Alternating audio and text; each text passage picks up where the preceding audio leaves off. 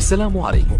لا تنسوا الاعجاب بالفيديو والاشتراك في القناة تشجيعا لنا لنستمر بنشر المزيد ان شاء الله.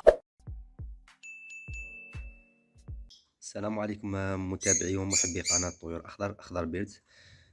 لقد رأيت الكثير من الناس يتساءلون عن فوائد خل التفاح للطيور. أولا سنتكلم عن أنواع خل التفاح، والجزء الثاني سنتكلم عن مقدار الخل مستعمل للطيور بالنسبة لمسبح طيور وكذلك المشرب. طبعا سأتكلم عن تجربتي الشخصية مع طيوري. أولا خل التفاح طبيعي كما هو مبين على غلاف القارورة، فهو طبيعي 100%، ولا توجد خطورة بالنسبة لاستعماله على طيوري، لأن نسبة الحموضة منخفضة.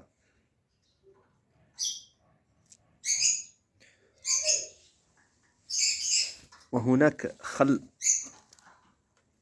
النوع الثاني من الخل، وهو الخل الصناعي. أنصح المربين بعدم استعماله لأن تركيز الحموضة فيه مرتفعة كثيرا، وقد تسبب عدة أمراض للطيور، قد تؤدي إلى موتها في بعض الأحيان. هذا الخل الصناعي ذو الاستعمال المنزلي، يعني في الأكل.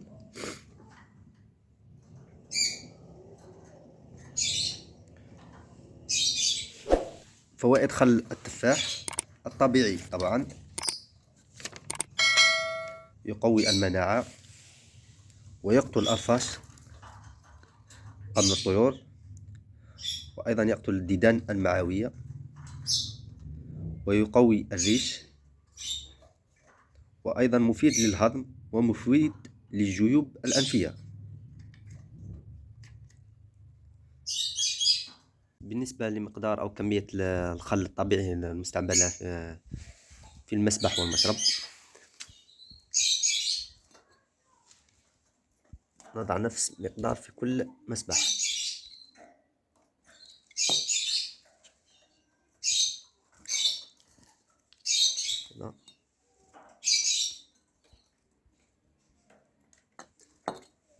ثم المسبح الثاني،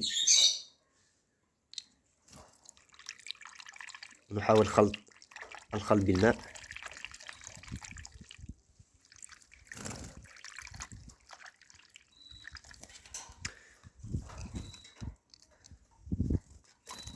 وفي الأنبوب أغلب المربين يضعون من 4 إلى 5 قطرات.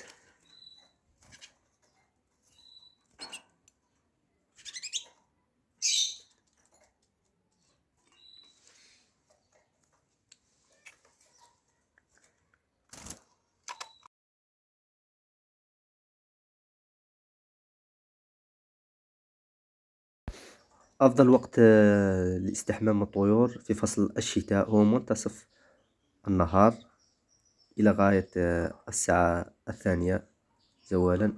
هذا بالنسبة للناس التي تضع طيورها في الخارج، أو وضع طيور في غرفة معتدلة الحرارة.